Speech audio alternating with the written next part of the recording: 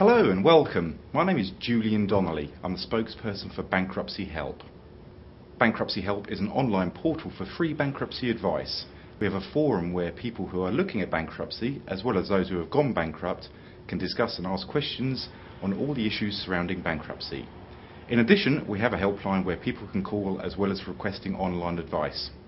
A little bit of history about myself. I worked for one of the major high street banks for 9 years.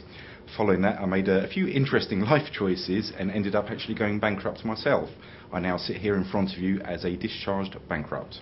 The insolvency industry has seen a lot of changes in the last 12 months due to the way individual voluntary arrangements, or IVAs, are structured and approved by banks and creditors.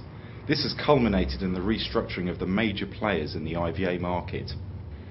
In 2007, over 700,000 people sought help regarding financial difficulty, which resulted in 85,000 bankruptcies, 44,000 IVAs, and with a staggering 570,000 people entering into debt management plans.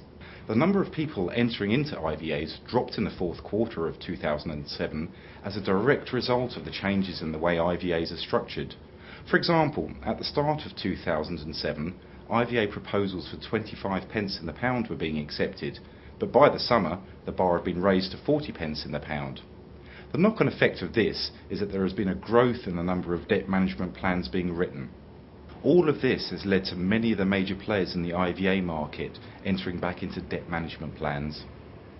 Some recent industry news. Acuma's creditor acceptances of IVA proposals slumped from 96% to 78%, and fees per case have dropped from £2,700 to £1,700. As a result, losses for the group in the last 5 months of 2007 would have been around £2.7 million. Fairpoint, previously debt-free direct, said restructuring costs and impairment charges meant that pre-tax profits from the continuing operations fell from £10.7 million in the year to April 2007 to £1.55 million for the 8 months to December 2007. Debt Matters became the second AIM listed company to abandon the personal insolvency business.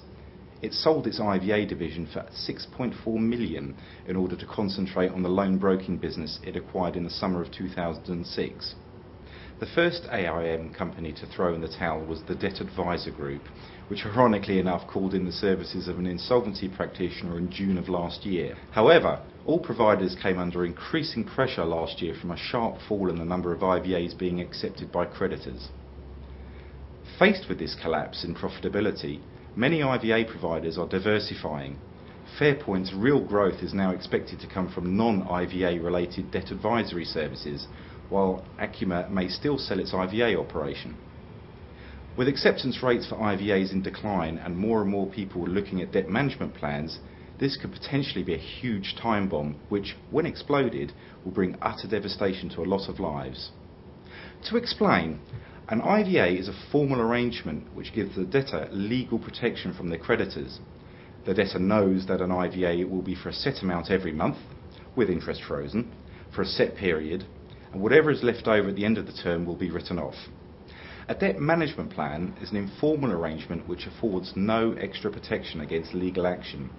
In addition, interest does not have to be frozen, which means someone could go into a debt management plan for 10 years and end up owing more money than when they started.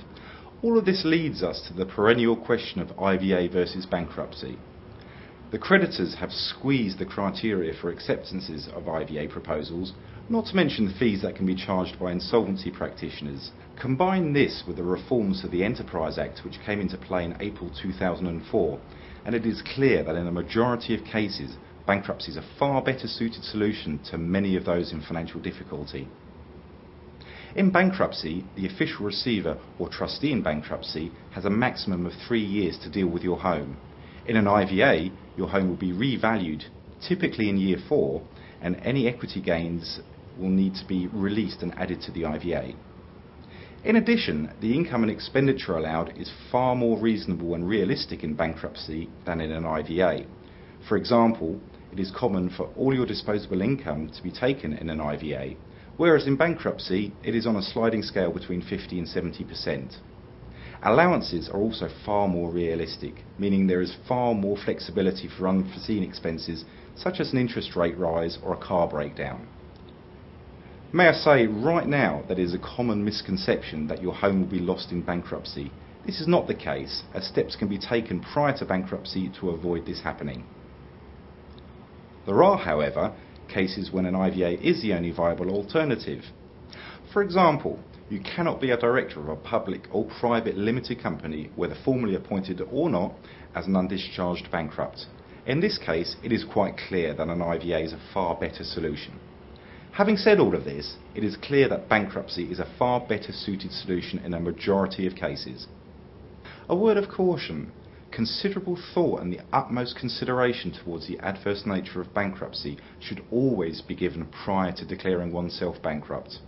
The good news is that as the IVA reforms have caused the leading IVA firms to drop back into the debt management plan arena, we have seen a growth in the number of bankruptcy specialist firms. The golden rule should always be that if you are considering bankruptcy, independent advice should always be sought. There is no one-size-fits-all solution, and each case should be carefully considered on its own merits. I would urge anyone considering bankruptcy to either contact the Bankruptcy Helpline or fill in the online form and get some quality advice before embarking down a road which will have lasting repercussions.